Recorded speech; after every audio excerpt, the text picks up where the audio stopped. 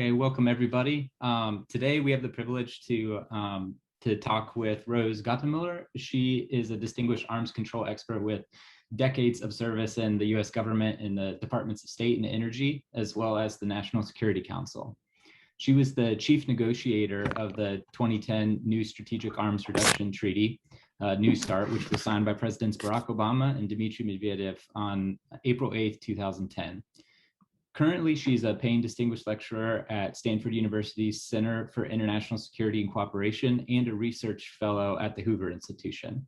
She published a book this year called Negotiating the New START Treaty, which provides an insider's account of navigating international and domestic politics surrounding the negotiations in 2009 and 2010. She served as NATO Deputy Secretary General from October 2016 to October 2019, and she was I'm going to go into everything because I think the interests of our fellows are broad, so you can see the different places that she worked throughout her career. So please give me just a couple more moments if you don't mind. From 1998 to 2000 at the Department of Energy, she served as the Deputy Undersecretary of Defense for Nuclear Nonproliferation and as Assistant Secretary and Director for Nonproliferation as Assistant Secretary and Director for Nonproliferation and National Security, where she was responsible for all nonproliferation cooperation with Russia and newly independent states. She served as the director of the Carnegie Moscow Center from 2006 to 2008. Also in 1993 to 94, she served on the National Security Council staff as Director for Russia, Ukraine, and Eurasia Affairs with responsibility for nuclear threat reduction in Russia, Ukraine, Kazakhstan, and Belarus. She's fluent in Russian and has also worked at the International Institute for Strategic Studies in London as a social scientist at the RAND Corporation and as Council on Foreign Relations International Affairs Fellow. She's taught on Soviet military policy and Russian security at Georgetown University. Today, she will be sharing with us her experience negotiating the New START Treaty. Please join me in welcoming Rose Gottemoeller. Thank you very much for your time. Oh, thank you so much, Alex. And it's so great to be with you all today. I have the greatest respect for this program. It's really terrific. Yeah, the way Alex rolled through my career, you'd think I couldn't hold a job, but I'm one of those classic Washington types. I call it a revolving door career, where some of my career has been spent in the think tank world at RAND Corporation, at the Carnegie Endowment, at the International Institute for Strategic Studies in London, and some of my career has been spent on the inside as a political appointee, working first for President Clinton and then for President Obama. So I've been very fortunate in my career that I've had these opportunities to work both in and out of government, and worked a lot with Bill Potter there at Monterey over the years, and really feel like it's a good system for our government. So I welcome those of you who are in the United States and US citizens to think about your career in this way too, that you can spend time working in government and out of government, come and go. And in this way, I think we keep fresh ideas flowing. And I really do believe it's important.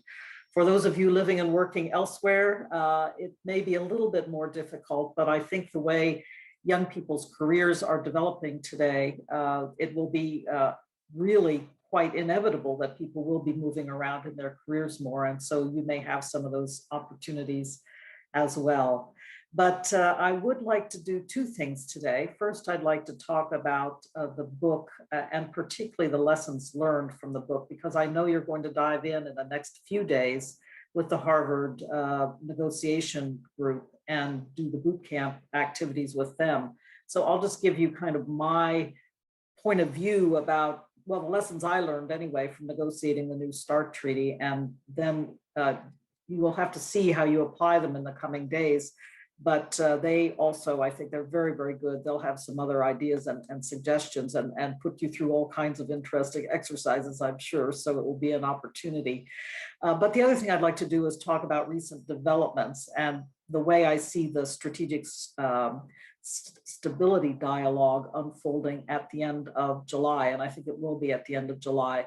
I hesitated a bit on stability because they have gone back to the name that was used before the Trump administration. It was the Strategic Security Dialogue during the Trump administration, but the Biden administration has reverted to Strategic Stability Dialogue, the SSD, which will take place, I believe, at the end of July, although the final dates have yet to be confirmed.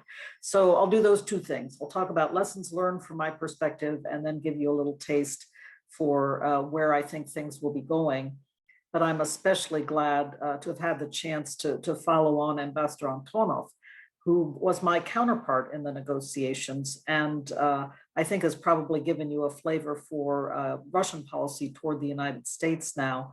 That is a good thing, but he's really a much respected professional counterpart, and I think you probably saw in listening to him and perhaps being able to answer or ask some questions that that he is an experienced diplomat and somebody who really knows the ropes. So that's what I had to contend with when I went into the negotiation of the New START treaty. I had been fortunate in that I had just spent 3 years in Moscow as the director of the Carnegie Moscow Center. So Antonov and I got to know each other there. He was the director of the office in the Ministry of Foreign Affairs responsible for disarmament policy. So I'd invited him several times to speak at the Carnegie Moscow Center. We used to go out and have lunch from time to time. He even invited me to join his advisory group in the Ministry of Foreign Affairs, his advisory group of outside experts. And he actually got into some trouble, I heard afterwards, because he invited a foreign expert to join the advisory group of the Ministry of Foreign Affairs. But it was for me, it was a great opportunity to interact in that setting with colleagues I had already formed at the Carnegie Moscow Center, because we had a lot of seminars and work going on nuclear disarmament policy as well as conventional arms control policy. So it was a great opportunity. I had gotten to know Antonov, I think, during that period, and I think he can say the same for me, at least in terms of our professional approaches to things. And that was one of the first things I wanted to mention to you, is that so much of what we consider to be negotiating skill comes from having a good working relationship. You don't have to be friends with somebody, but having a good working relationship where you have some mutual respect, you know what the kind of quirks of the other person are. In Antonov's case, he was right up front with me from the outset. He said, I love to play games. I love to try to essentially mess with my counterpart. That was his constant refrain. And so I took that and said, okay, well, two can play games. I don't need to put up with that. Two can play games. So, but I think in a way, the fact that we had a good understanding from the outset of the other's character and personality, as well as experience base, was rather important to the success of our working together on negotiation of the New START treaty. In his case, I'll just tell a little vignette that we had an article come out early in the negotiations in June of 2009. It came out in a Russian military newspaper. And basically the author said, Gottemoeller is such a tough negotiator that her counterpart, Antonov, is never going to be able to get the better of her at the negotiating table. Well, this was not addressed to me. This was a swipe at Antonov. And I think, frankly, I think it has to do with the typical misogyny of the Russian system. And I know there are some colleagues and some fellows here from Russia and other countries in the region. I just say, well, you can talk about your own experience, but in my case, I was well aware of it from my many years working in the Soviet system and with Soviet and Russian counterparts. So I said, okay, this is not about me. This is about the first woman to negotiate a strategic arms reduction treaty. And they're going to take a swipe at Antonov in the course of basically, we were at that time in the introductory phases of the negotiations. So the dynamics were still being set up between our two delegations. Well, I feared that it meant that he was about to be replaced as the chief negotiator. But in the end of the day, what it meant was that he heightened the kind of tempo of his games playing and really did everything he could to knock me off balance. And I think, fair enough. He had to prove that he was clearly a leader of his delegation and somebody who could keep the United States on its toes and, if necessary, off balance. And that meant not only me as the chief negotiator, but also the delegation as a whole. I think over time we worked through that. I started my own little series of games, drawing out the women on his delegation and really nagging him a lot to allow a woman to sit at the front table during plenary sessions and deliver talking points. It was always the men who were allowed to speak. The women had to sit in the back row, back against the wall, and were never allowed to speak, except, of course, the very capable interpreters who were always women on the Russian side. But nobody else was allowed to speak. And finally, after months of nagging, his very capable chief lawyer on the delegation was allowed to come to the front and to speak and to deliver some official talking points to us. And when she came to the front table, she said, "Well, at last I'm allowed to speak." And then she settled into her presentation, which was some, important legal business, but more or less routine to the negotiations. But it was very funny that I think on the Russian side of the table, they began to notice that I was playing these games, and I wasn't only nagging Antonov, but kind of delivering some wider messages as well. I don't think it's going to make a big difference in the Ministry of Foreign Affairs of the Russian Federation. I hope someday to see a female ambassador arise who is not a political figure, but not so far. But we'll see. I continue trying to push every chance I get. So that's one lesson learned. But another lesson learned, which is really the most important, and I wanted to bring it back to that point, the most important thing is to have a clear idea at the outset of what your national security interests are and what you need to do to accomplish them. And that leads to the importance of having clear instructions from the highest level possible. In the case of the New START treaty negotiations, we were extremely lucky because President Obama at that time met with then President Dmitry Medvedev in April of 2009 in London, and they issued very succinct and simple negotiating instructions to us. It was really three main points. One, that we should negotiate as quickly as possible a follow-on to the START treaty. The START treaty had entered into force in 1994 and was going out of force in December of 2009. So we really had a very short period between April and December to try to get the treaty finished.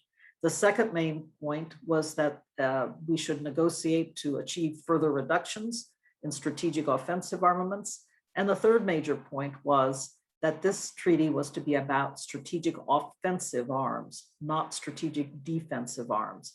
And so these three instructions were all important throughout the course of the negotiations, and they really outlined the high priority that the President of the United States and the President of the Russian Federation were placing on further limitations and reductions in strategic offensive forces. They were clearly stating the national security interest of our two countries in achieving that goal. And so that was a big help in terms of being able to lay out the negotiations and how we were going to proceed. I will say also that it was very important we had that clear instruction that this negotiation was about reducing and limiting strategic offensive forces, because for many years, really almost since the demise of the anti-ballistic missile treaty in 2002, the Russians had been trying to resume limits, legally binding limits on US national missile defenses. And that is, we can talk about this in the Q&A if you like, but it's a major political issue in the United States and impossible, in my view, for any president on either side of the aisle to limit US national missile defenses. So as a result of that, we had these clear instructions, and the Russians kept bringing it up because I believe this was not really a settled issue in Moscow. And then Prime Minister Putin made it his signature issue, and he almost blew up the negotiations over it in December of 2009. But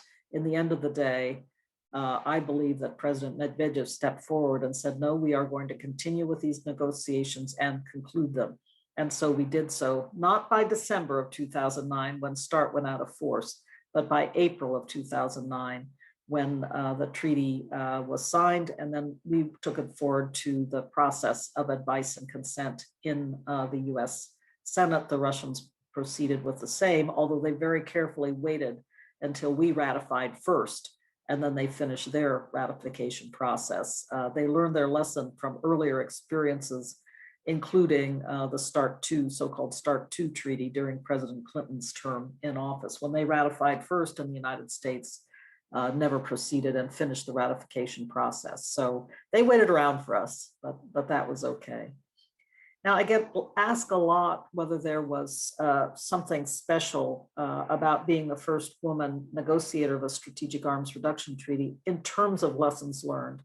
And if you have a chance to read the book, you will see that we were under a huge amount of political pressure from Washington, and a huge amount actually of pressure on me personally as the chief negotiator to speed up the pace of negotiations, to not let the Russians leave the table. In fact, Washington was telling me that we could not come home for Christmas in 2009, even though the Russians were leaving to go back to celebrate their New Year's holidays, because they wanted us to send a message to Moscow that this was so urgent for President Obama that we had to stay at the negotiating table, even though they went back to Moscow.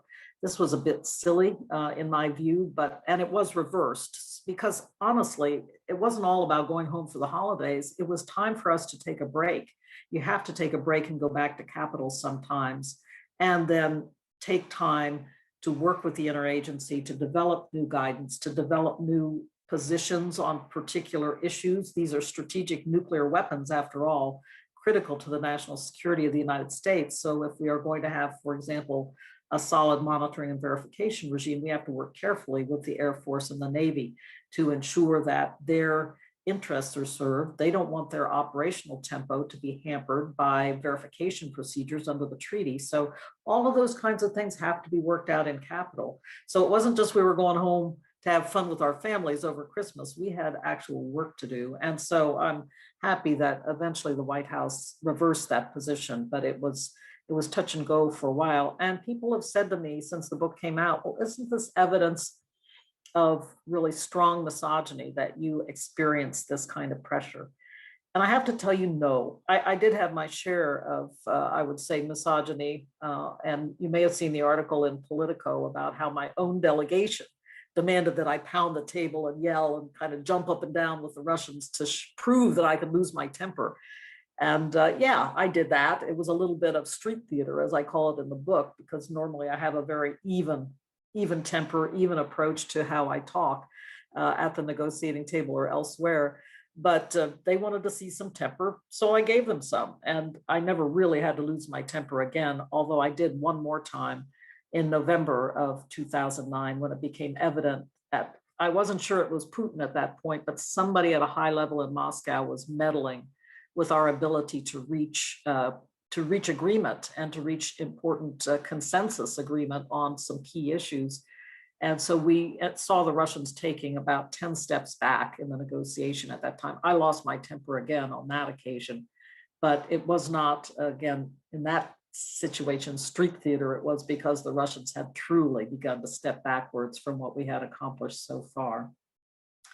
But back to the question of misogyny, I really do think that this is the kind of pressure that all negotiators come under from the Capitol, because the Capitol has a wide range of concerns, including political concerns, and a wide range of interlocutors, including in the case of President Obama and his White House, Capitol Hill, who were very closely watching the negotiations and wanting to make sure that certain aspects were treated in the negotiations and turned up in the treaty. So they had their own imperatives, and they began to increasingly pressure us in ways that were rather uncomfortable. I frankly think they did not understand. It had been many years since START was negotiated. I worked on the first START negotiations in 1990 and 1991. START took 6 years on and off to negotiate this first START treaty. So the notion that we were going to negotiate a new treaty in 9 months was really unprecedented. Not even 9 months, 8 months was unprecedented. And I don't think that the White House understood that this amount of technical detail was going to take time to work out. So that is one of the reasons that I say in my lessons learned chapter, there can be no such thing as drive-by negotiations. You have to have sustained delegation work. You have to be able to sit with your counterparts. Again, it's that element of developing mutual trust that I talked about right at the beginning. But it's also just the fact that if you're talking about intercontinental ballistic missiles and submarine launched ballistic missiles and bombers and submarines and air launch cruise, these are technical matters that really you have to treat carefully, because it's in the national security of the United States to enter into an arms control deal, yes, but we don't want to give up sensitive secrets at the same time about the designs of our nuclear weapons systems. So for that reason, when you're working out monitoring and verification, you want to make sure the procedures are very careful so that you can understand that the Russians are complying, they can understand that we are complying with the treaty, but you are not giving up sensitive secrets at the same time. And both sides have that interest. Again, I don't think the White House got that. I ended up in a lot of trouble. My delegation was under constant pressure because of it. But in the end of the day, we gained the extra months that we needed to work through and complete the process. And it was really, from the time we began, we spent it was a year total, April to April, to negotiate the treaty, but we spent about 9 months total in Geneva working with the Russian delegation. And it was that sustained delegation work that made all the difference. So again, no such thing as drive-by negotiations. You can't take a trip to Geneva and in 2 days expect to get a lot of technical work done. It's just not possible. You have to have the technical experts who are weapon system operators or inspectors who have worked on previous inspection regimes. You have to have them be able to sit down for months at a time and work out very careful procedures. So bottom line is, I don't think I particularly suffered from misogyny. I think I suffered from the kind of pressure that happens on all delegations when they are out in the field and struggling to make progress. The Capitol frequently becomes impatient. So if you have an opportunity, I don't know if you're going to hear from Ambassador Linton Brooks or Ambassador Richard Burt, who are the chief negotiators of the START Treaty, the first Strategic Arms Reduction Treaty. You should ask them this question too. They will tell you they were under tremendous pressure. And it was very, very difficult to carry forward sometimes the work under pressure from Washington. And in fact, Washington loves to send out people to lecture and how shall I put it, bring higher level decision-making to bear. And that's not a bad thing. It helps sometimes to get the treaty over the finish line. And in my case, it was true also. In our case, it was true also. Ellen Tauscher, with a very experienced senior expert named James Timby, well known in the arms control community in the United States. They came out in March at the last minute and brought some important things over the finish line for the New START treaty. So let me think. I think at this point, I'm going to shift gears because I wanted to talk a little bit, and I see I've already been talking 20 minutes. I wanted to talk a little bit about what I expect for the upcoming Strategic Stability Dialogue, the SSD. And for your reference, if you'd like to listen to the keynote address of Sergei Rybkov, the Deputy Foreign Minister, at the Carnegie Non-Proliferation Conference 3 weeks ago, it's now up on YouTube. You can go to the Carnegie website and find it. I was the person who was questioning him and drawing him out on certain issues. But it's clear to me that there are certain key aspects of the Russian position that they are already putting on the table. And one in particular is very, very welcome. The one that is very, very welcome has to do with the fact that the Russians are changing their demand that the US limit its national missile defenses. As I mentioned when I started talking about the New START negotiations and their concern about the demise of the ABM treaty in 2002. So trying to limit our national missile defenses all this time. Now, all of a sudden, they have begun to say, okay, we recognize we want to limit your national missile defenses, But we've started saying to them, we're concerned about your missile defense developments. Your new missile defense technologies are very capable, the so-called S-500 system, very capable. So we've started to say to them, we are concerned about your new missile defense technologies. And so I'm very glad that now, and in the Carnegie remarks, Sergei Rybkov was clear about this, they are ready to make this a two-way street, a two-way discussion, and essentially to allow each of us some ability to have limited missile defenses on our territory. Limited means that we can defend against certain threats. We always say we want to be able to defend against the DPRK and its limited missile threat to the United States. They, of course, say they want to defend against NATO, against Europe. I can argue with that because they've got plenty of missiles pointed at Europe as well. But nevertheless, we both feel that we have limited threats on a regional basis that we want to defend against. So that mutual agreement to have limited missile defenses on national territory, I think, is a really interesting step on the Russian side. They've also begun to indicate a willingness to proceed with a freeze on all nuclear weapons. This was a proposal that President Trump first put on the table, to have a freeze on all nuclear warheads. This is a very important precedent because historically, we never directly limited warheads in a strategic arms reduction treaty. We limited the warheads by their association with their missile system. So if a missile system had 10 warheads on it, once that missile was eliminated, was destroyed, those 10 warheads went back into storage. And we said, okay, for purposes of being a direct threat to the United States, we consider them to be gone. They've been eliminated for purposes of this treaty, even though they still are very much alive and existing in storage and could be returned in future to a missile. So that's another important development that the Russians have been articulating, that they are willing to take a new look at a warhead freeze, which is just a unilateral gesture. It doesn't have any monitoring or verification, but to then transform that over time as we take steps to put in place a very complex and difficult verification regime. Again, both the United States and Russia are going to want to protect in every way they can sensitive warhead design details. So the verification, the monitoring regime is going to have to be very carefully developed so that it does not give up secrets of that kind. So there'll be work to do.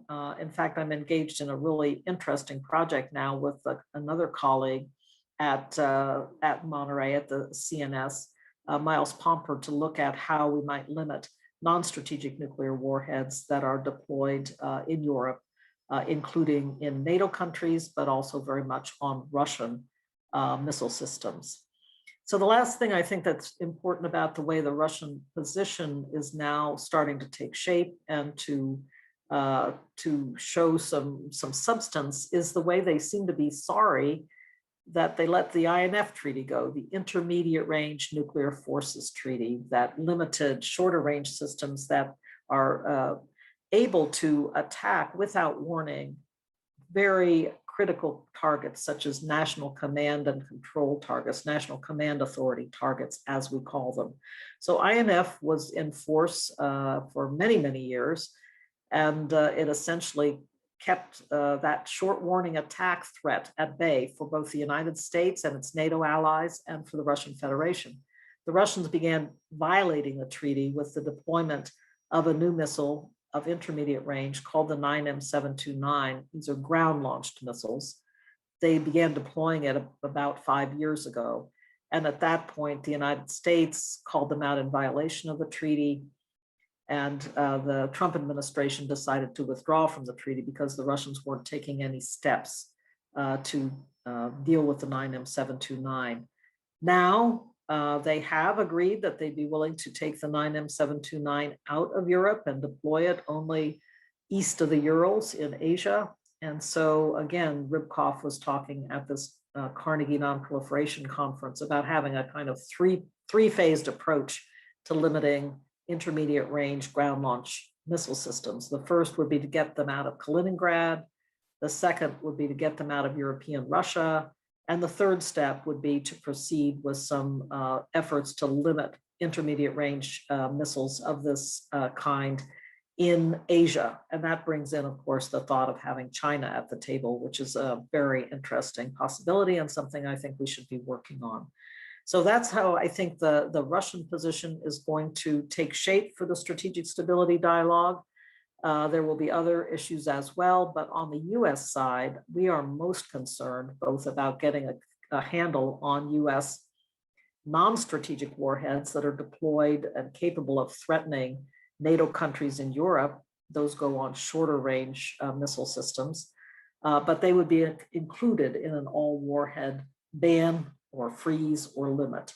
So I think that's, you know, a good step already in the direction of what we are trying to get at, which is these shorter range systems on the Russian side. And we're also very concerned about these so-called exotic Russian systems, such as the nuclear propelled cruise missile and the nuclear propelled torpedo that are just now entering into deployment, and they seem very, well, difficult to operate, very dangerous to operate. You may have heard 2 summers ago how one of them exploded in the White Sea and really killed some of the scientists and experts working on the missile system. So I think they're very dangerous to operate because they are propelled by nuclear reactors, very dangerous to operate, highly radioactive. So I'm hopeful, actually, the US wants to get controls on them, get limits on them, really stop their deployment. So I'm hopeful that the Russians will see the difficulty of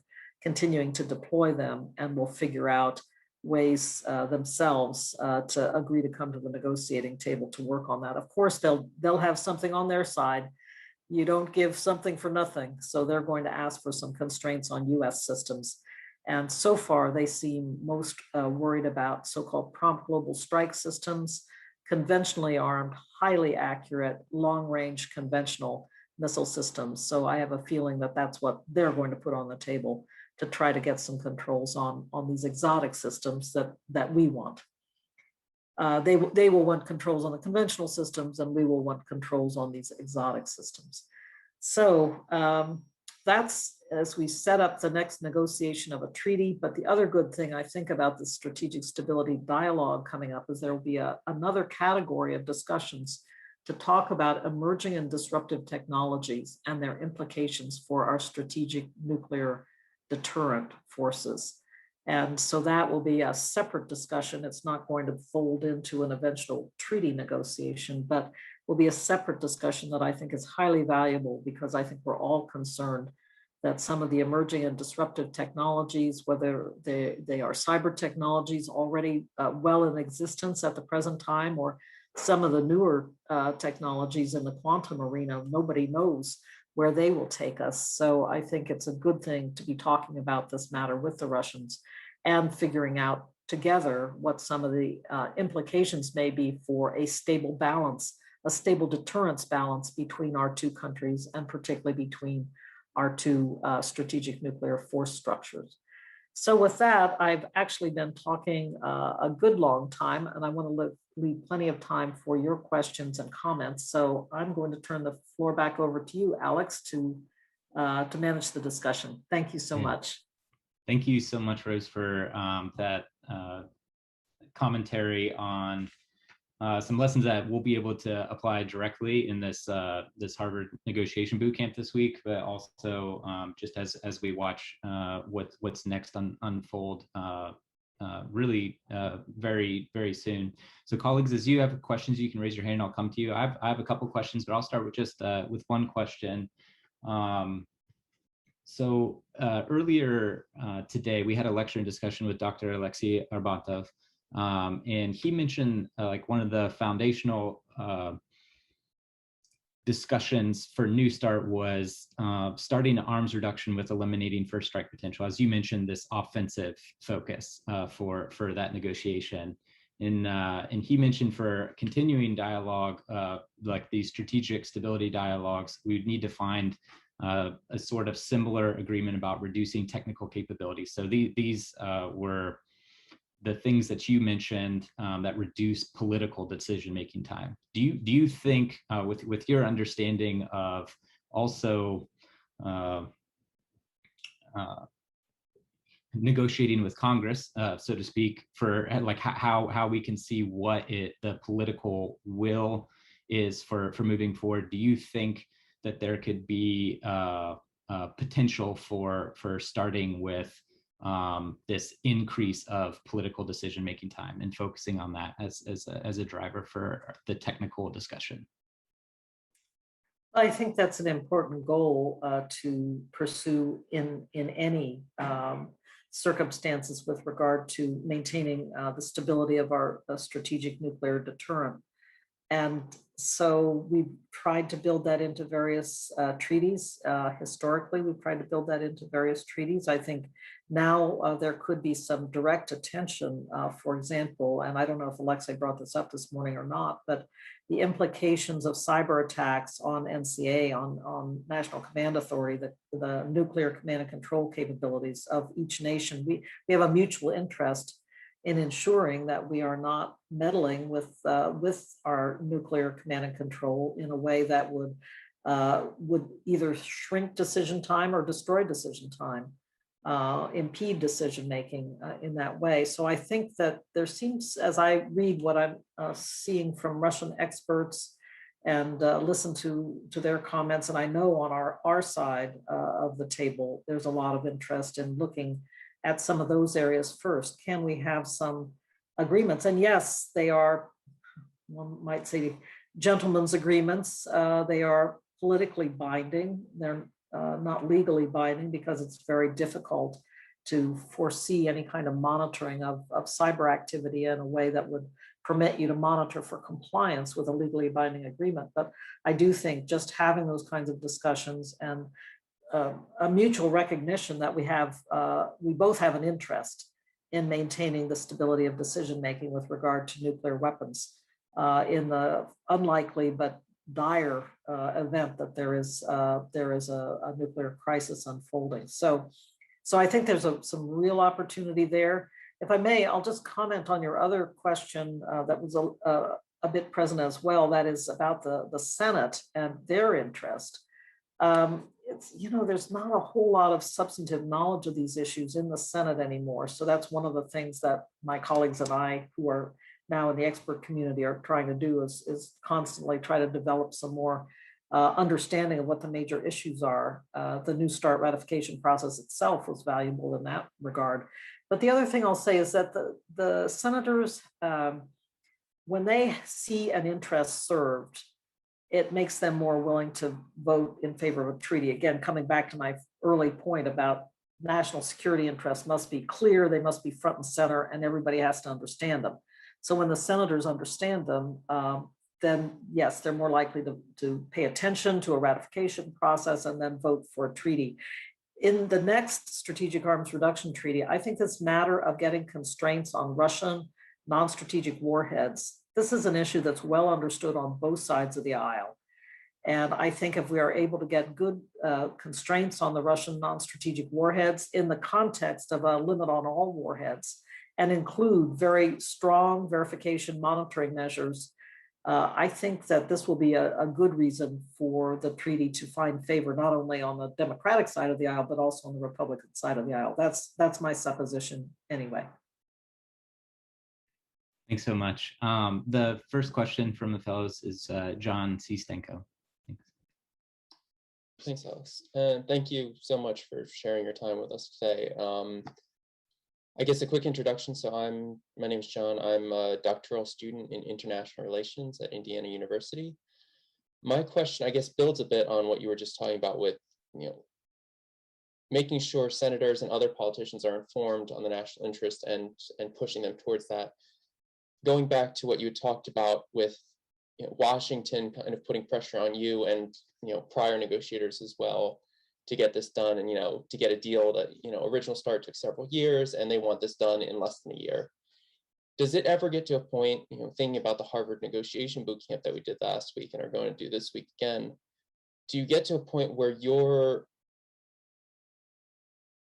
I don't want to say a bad treaty is signed, but a suboptimal one is reached because you are having to make concessions to fall in line with political and or ideological goals back home, as opposed to strictly operating on the national interest?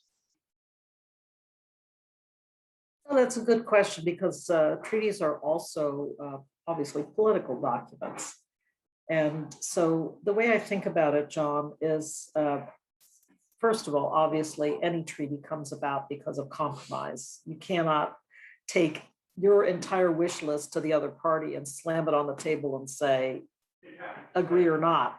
That's just not going to work. So you always have, in your negotiating position, you always have some flexibility to give as you get, you know, but you want to look for fair compromises. You want to be able to also, at the end of the day, make a clear case that the compromise continues to be in US national security interest and that you didn't, quote, give away the store, which is always, that's the fear that any negotiator has, that they'll be accused of giving away the store. So it has to be a fair balance. You give a little, you get a little, and throughout the process of negotiation, you're paying attention to the puts and takes, so to say, so that you come out with a product that you can then defend and say, yeah, we had to give up some things, but look what we got for it. And this is definitely in our national security interest. But the other thing I would say is that because treaties are political documents, oftentimes a treaty will have with it some very clear statements of these political necessities. And one way to do that is to put it into the preamble of the treaty, which is usually, as I mentioned in the book, it's kind of a hortatory list of what the treaty is supposed to accomplish. So you can put it there. The other way we did it, and this is one of the ways we fixed the missile defense problem in the New START treaty, is we had some side letters, and they were not an inherent part of the treaty. They were, you know, political documents. They weren't legally binding. But we were able to say in our side letter, this is our position. We are not trying with our national missile defense system to undermine the strategic offensive deterrent of the Russian Federation. And then the Russian letter essentially acknowledged our position and stated their own position about their concerns that the US could at some point break out.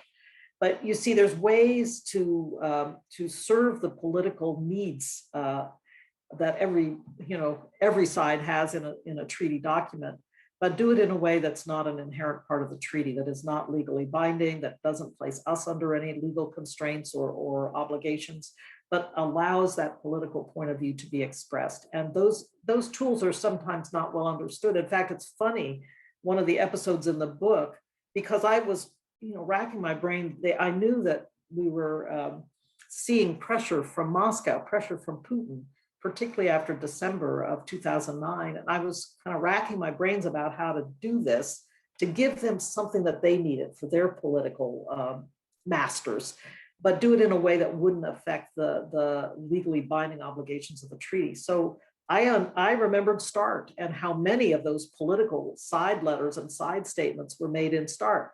So I sat down with Antonov during Snowmageddon. I don't know where you were in those years, John. If you were out in Indiana, you are used to snow anyway, but Snowmageddon in Washington in February of 2010 basically shut the city down for a whole week. So I wasn't getting any instructions. So I sat down with Anatoly and I said, let's work out some side letters. Let's just work it out and send it back to Washington, and you send it to Moscow, and we'll see if we can use this as a tool to scratch your itch and vice versa. Well, I sent it back to Washington during Snowmageddon, and somehow it landed directly in President Obama's inbox, and he got furious at me. If you don't know what it's like to have a president furious at you, I can assure you it's not a pleasant experience. But, again, it was that lack of kind of knowledge of what had gone before. I think I'm not blaming anybody, certainly not President Obama, but he just didn't understand this mechanism of having political statements or political side letters that have been used in the past. And to me, it was quite normal, because I think there were only a couple in New START, but there were close to 20 side letters or political statements attached to the START treaty. So for me, it was very, very normal. But that's the thing, and why I think it's important to continue to work to also no drive-by negotiations, but work also to try to impart some of this knowledge of what the past precedents are and how the treaty can be made to work to solve some political issues as well as ensuring the right legal obligations. Thank you. Thank you. And thank you for your question, John. Jana, please. Thank you very much, Alex. And thank you so much, Rose, for your time with us today. My name is Jana, and I am a graduate student at UCLA in the Slavic department.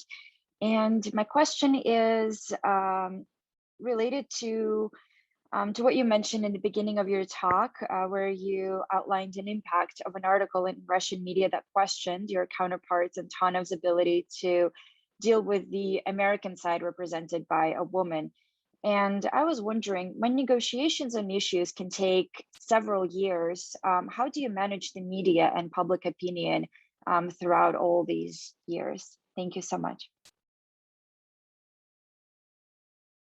Yes, that is also a very good question, Jana. And I think the most important thing, and you can tell that a negotiation is beginning to go well because one always says to one's counterparts, let's not do megaphone diplomacy. Let's not negotiate in the press. Let us keep our diplomatic discussions confidential and really try to make progress without leaks to the press and without going to the press with messages for the other side. And I think that's an important part of seeing that the momentum is picking up in a negotiation and that the two sides are trusting each other when that confidentiality of the negotiating process essentially takes hold and holds firm. From time to time, I had some trouble with leaks. I think they came directly from Antonov, but it wasn't a big deal. And I usually, say, hey, we agreed, no megaphone diplomacy, no negotiating in the press. And then we get back to our kind of confidential diplomatic exchanges. And that worked really well. But I think it is so important for a negotiation to be successful, for that to be the case. And you'll notice in other negotiations that have been successful, like the JCPOA negotiations as well. I did not lead those. They were led by, John Kerry himself as Secretary of State took a big role in those, but Wendy Sherman, the Undersecretary for Policy, who's now the Deputy Secretary of State, she led the JCPOA negotiations. They kept them very much under wraps. And everybody had an interest, the Iranians, they had their own tough customers to deal with back in Tehran, and the European, and among the Europeans, they too were dealing with some tough issues. So I think it was important early on that confidentiality took hold for the success of the JCPOA negotiation. So that's my main point. I think it's a sign that a negotiation is failing if that megaphone diplomacy takes over and people are just delivering messages in the press. That to me shows that a negotiation is actually failing, or needs some kind of short, sharp shock. Maybe the presidents need to engage so that they can get back to the negotiating table and do so in a confidential manner. Thank you. Yang, please, your question. Thank you. Thank you very much for talking with us today. I am a graduate student at Georgetown University in the Center for Eurasian, Russian, and East European Studies. In our conversation with Dr. Alexey Rabatov today, we talked about the complexities of involving China and other third countries in arms control talks. Particularly, there were two issues, one with turning a bilateral forum into a multilateral one, and number two, making the Chinese side feel like it is in their best interest to engage in arms control talks, given that their nuclear stockpile is much, much smaller than that of either Russia or the United States. So my question is, how do you envision these two issues being resolved if we are to bring third countries into arms control talks? Thank you. Well, I'll give you my answer, and then I want to hear more about what Ambassador Antonov said. So I have basically two answers. First, I think we need to remain very clear about, again, what will China's interest be in coming to a negotiating table? You're quite right that their numbers of strategic offensive forces are so much lower, and their number of warheads, their general number of warheads, so much lower than the United States and the Russian Federation. We and the Russians still have 90% of the nuclear weapons in the world, despite years and years of reducing and eliminating nuclear weapons and nuclear weapon force structure. So China quite rightly said to the Trump administration, no, we're not going to come to the table. And frankly, I think it kind of lent this air of encouragement that they should build up, to Russian and US numbers, which I think is a really bad idea. And we should not encourage that. Now, I know the Chinese are modernizing and building up somewhat, so we have to keep a sharp eye on what they are doing, but they are not going to suddenly appear with the same number of weapons and weapon systems that the US and Russia has. So in other words, as I like to say, we will have strategic warning if the Chinese are suddenly going to build up to the levels that we have. So we keep a sharp eye, but otherwise try to encourage them to sustain and maintain a moderate approach to modernizing their nuclear forces. So what then will be their interest in coming to the negotiating table?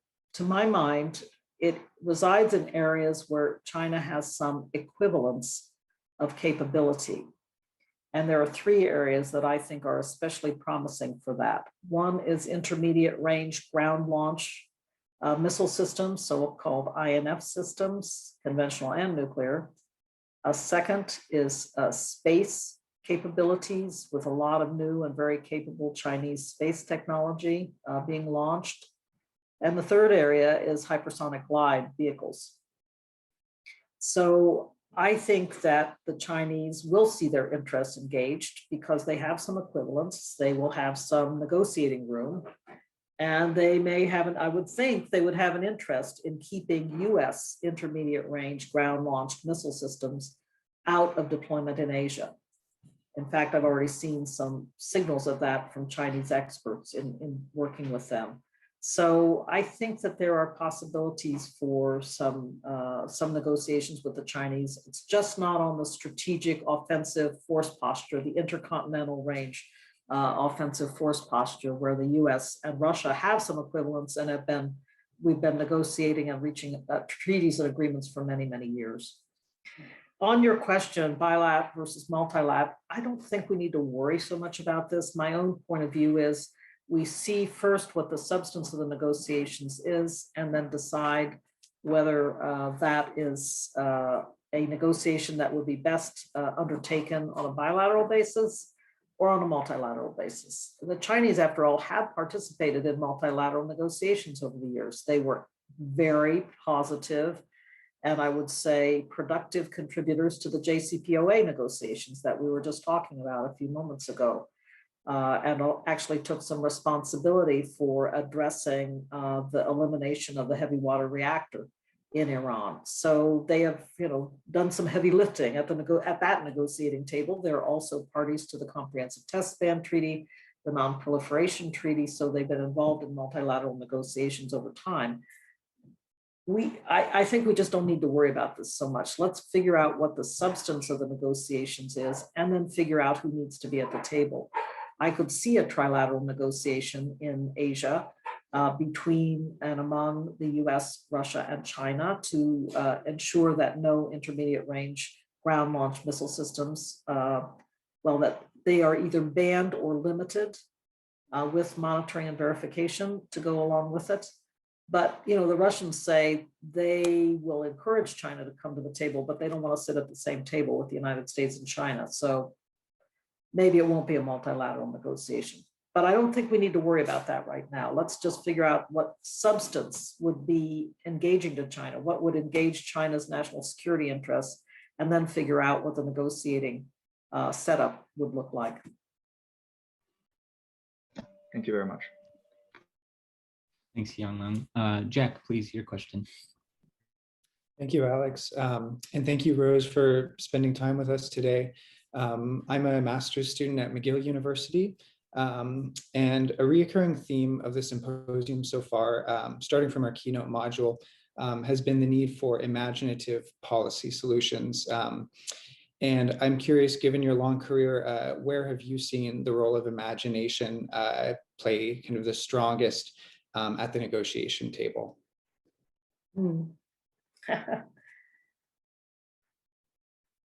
Wow, that's a great question. Well, it's memory as well as imagination, because the role of precedence is always very powerful. I mentioned the fact that I got into trouble with President Obama for suggesting a longstanding precedent that we'd have these an exchange of political side letters on the missile defense issue. So memory is important, and the precedents that are associated with earlier negotiations. But then imagination comes in how you put the solution sets together. I think in my experience, it's never a single step that you take that brings a negotiation fully across the finish line. There are all kinds of ways that you have to think through, again, what will engage the other side, what will suit his political needs, as well as his national security needs.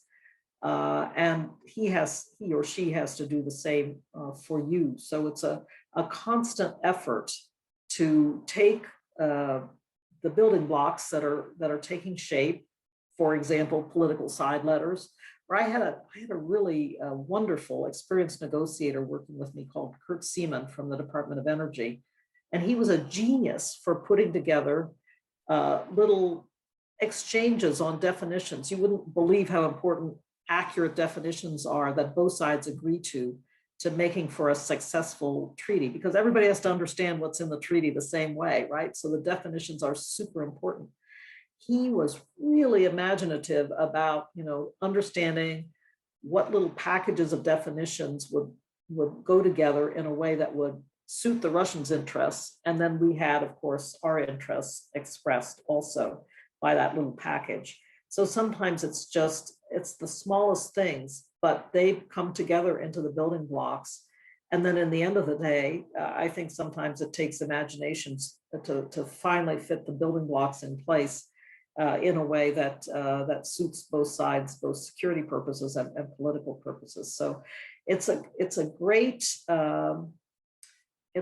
question. And one other thing I'll point to in our negotiations, because we had already heard, again, from our Navy and our Air Force, that they didn't want the full array of START inspections because they had become very burdensome to the operations of the Navy and the Air Force. Anytime the Russians, come to a US Air Force base to look at a nuclear weapon system, it shuts down base operations for days. You cannot continue with your normal operations while the Russians are there. Again, you're protecting the site from giving up sensitive information.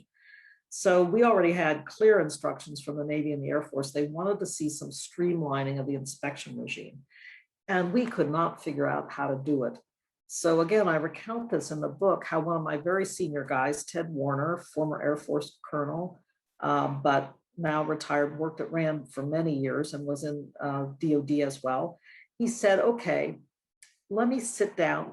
You guys go back to Washington at the end of one of our plenary rounds. Go back to Washington for a few weeks. I'm going to stay here with all the experts, both the inspectors and the weapon system operators, and we're going to figure out how to streamline the inspection regime. And by God, they did it.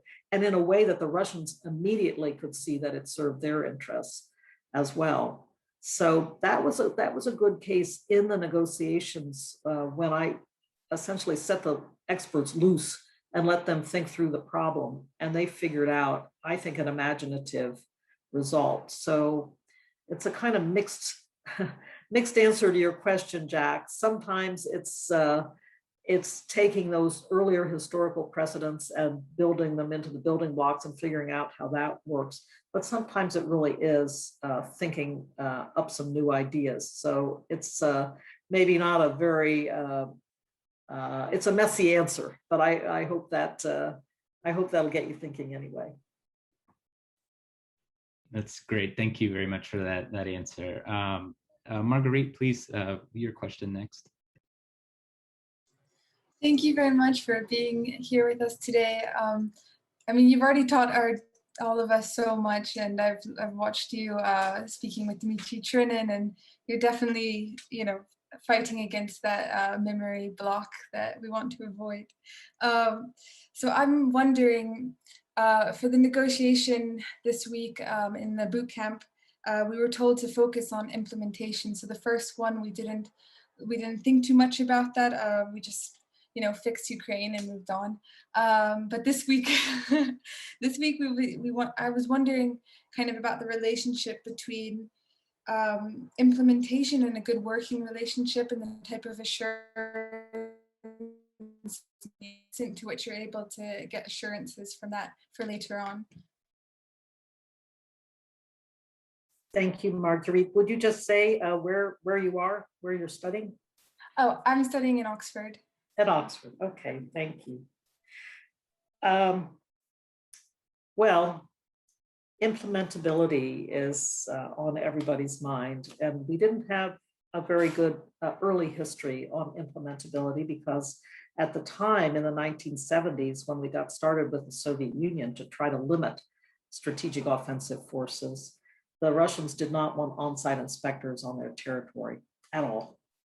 And so we were dependent on so-called national technical means, big national satellites, reconnaissance aircraft, over the horizon radar capabilities to basically try to track what they were doing with their strategic nuclear forces. And at the time, again, we're talking about 50 years ago now, they didn't quite understand that if they didn't want on-site inspection, they were going to have to permit open access. In other words, they could not impede our national technical needs.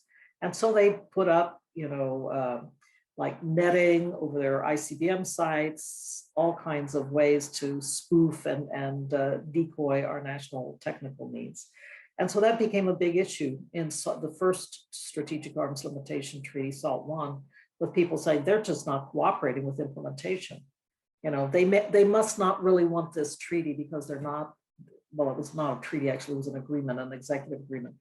They must not really want this agreement because they're not cooperating with implementation. So that was a big lesson learned, to be honest with you. And afterwards, we had some long negotiations with the Soviets and then with the Russians after the Soviet Union broke apart to really get them to understand that compliance and ability to understand clearly that the other party is complying is the only way these treaties were going to succeed, and that they were going to get what they wanted, which is real limits on US strategic offensive forces. They had to comply for us to be willing to reduce and eliminate our systems. So obviously they didn't do it because they thought we were nice or because, because we asked them, but because they got what they wanted out of complying with the treaty. And of course we got what we wanted. But it was a long battle. It was only with the advent of the Intermediate Range Nuclear Forces Treaty in the mid-1980s that the Russians finally agreed to on-site inspection. And that has made a big, big difference, because then we do understand and have a better ability to understand what's going on in the Russian missile bases and so forth, and it really helps with the compliance problem. So it's that old Ronald Reagan cliche, trust but verify. And in the case of these strategic arms limitation and now reduction treaties, we have 50 years of experience with the Russians, Soviets and the Russians. So now also there's an accumulation of experience. And I think they have decided over time, again, it serves their interest because they are sure that we are reducing and eliminating. It's an equal interest on our side. By the way, although the Russians cheated on the INF treaty by deploying the 9M729, their compliance record has been very good. It was good with regard to START, and it's been good with regard to the New START treaty. So clearly they do see that their interests are served by the treaty. Thank you for the answer, and thanks, Marguerite, for asking that question. I actually wanted to follow up on implementation as well. So Sophie, please, your question next. Thank you very much. Thank you, Alex. Thank you, Ms. Gottemoeller. That has been a very fascinating talk.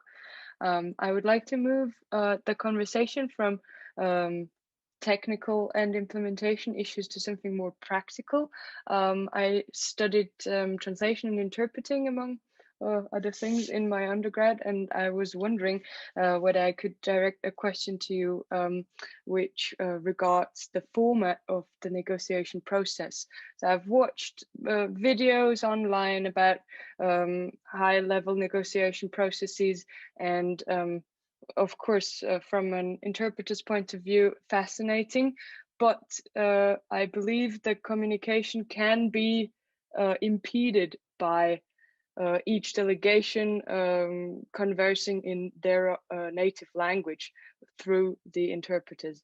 So I was wondering whether negotiating a treaty like START or the new START also allows for more personal setups where, for example, you and your counterpart Antonov get to speak in the language of your choice just to speed up the process, or whether this is completely unacceptable in such a situation. Thank you. Thank you. You know, Sophie, when I first started at Georgetown, I went to the Georgetown at the time School of Language and Linguistics. And that school doesn't exist anymore, but it was designed to train interpreters and translators. And I thought I wanted to be a UN conference interpreter. I quickly found out I didn't have what it takes. It's hard work. So where are you studying, or where have you studied? I studied translation and interpreting at the University of Vienna. And now I'm a student, an MPhil student at the University of Oxford. That's great. Well, it is an excellent question. There is a certain formality of the negotiations. In plenary session, you have your interpreter, your lead interpreter at your side. She interprets from English into Russian, she or he. I had several very good male interpreters. The Russians, as I mentioned, only had female interpreters. It's all very formal, and it's consecutive interpretation. It's all very formal, but it's also good because, and this is why I urged in my book, that as a lesson learned, we should always ensure, we on the US side, that we have several Russian speakers on our delegation. And because the Russians have many English speakers on their delegation, I happen to have several Russian speakers who are excellent. And they basically, you can listen twice. You can listen to their original, which is often very, well, it's very informative because of the nuance.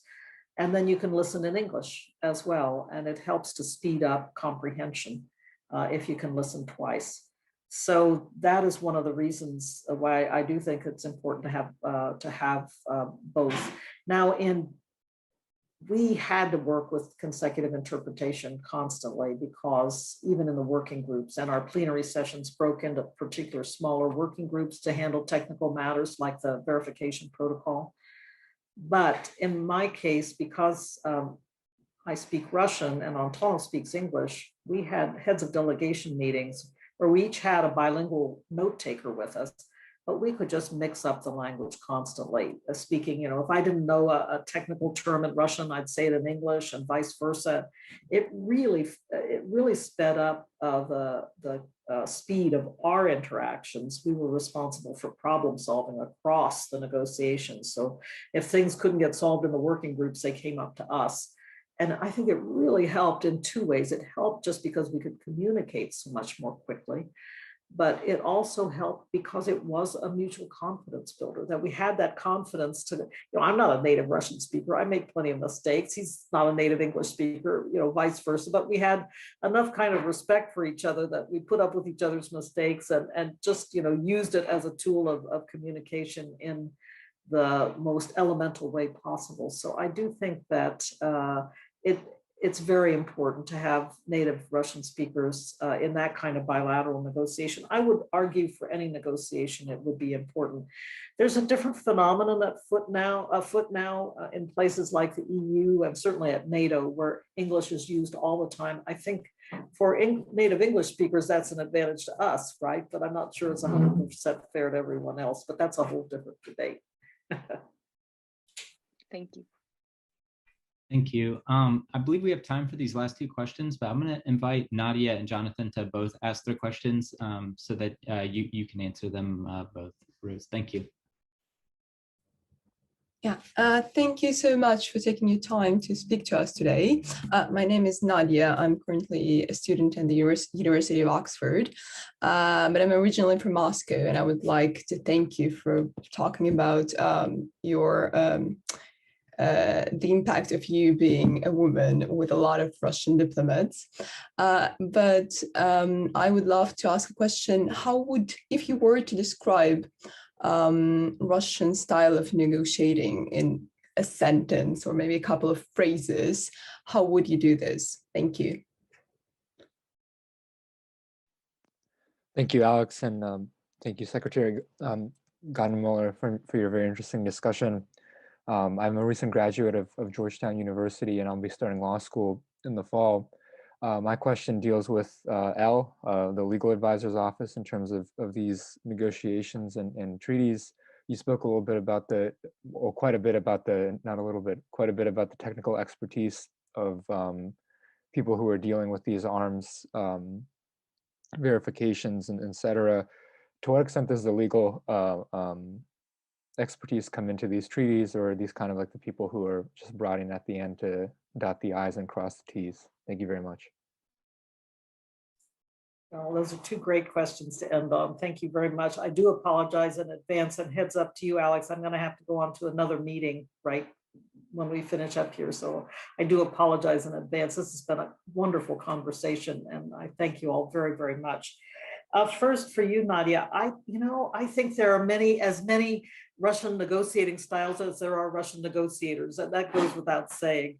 I think that goes for any national group in a way, because your negotiating style is so linked to your personality. Now, the Russian diplomats do receive excellent training, better training than I think many do, certainly in my own country. There's not the attention to language acquisition, for example. In my experience, Russian diplomats really learn language as well. And so they have that edge in dealing with their counterparts, that they either English speakers, or if they are working with the Chinese speakers. So that is really, really good. There's also some traditions of Russian diplomacy that get played out. I mentioned again in the book the old story about Khrushchev bragging that he could tell his foreign minister to sit on a block of ice until the other side gave way. It's that old thing about slow rolling as a diplomatic tool, and Russians are very good at it. But believe me, in my career, I've known many slow rollers from other countries as well. So it's not unique to Russia.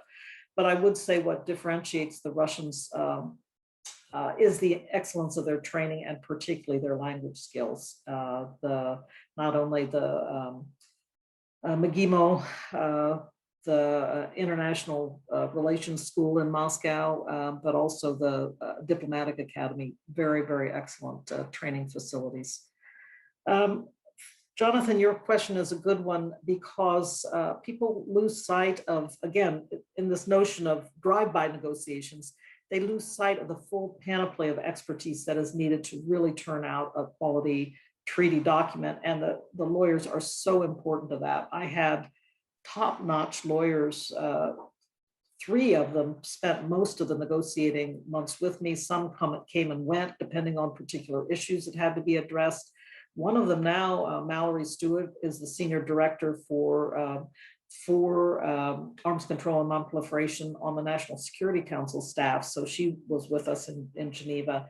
It's really necessary because for one thing, the document is the highest legal document of the land. Legally binding treaties that get the advice and consent of the Senate to their ratification are the highest legal documents of the land. They have to be right from a legal perspective. So it's very, very important. I hope, for one, that you will consider a career in State L, because it can be extremely interesting. Although I have to say, treaty law is, not the only thing they do. They do all kinds of substantive legal topics on behalf of the State Department and the U.S. government. So, but it's a great question, and it just goes to show, once again, I talked repeatedly about having former inspectors or weapon system operators on my team. I also needed linguists and separately translators. Back to Sophie's question, translators did the written work, interpreters did the spoken, the conference interpreting. And you need lawyers, because the document has got to be right from the perspective of US domestic law, and international law as well. So thank you again all for your questions. Really great conversation today. Alex, back over to you. Yeah, thank you, Rose. Thank you so much for your time. And on behalf of all the fellows in Monterey Summer Symposium on Russia, we're so grateful for your time and wish you the best. Thank you so much. I'm sorry I have to run away. It was great talking to you all. Good luck Bye. with the following days of your symposium. All the best.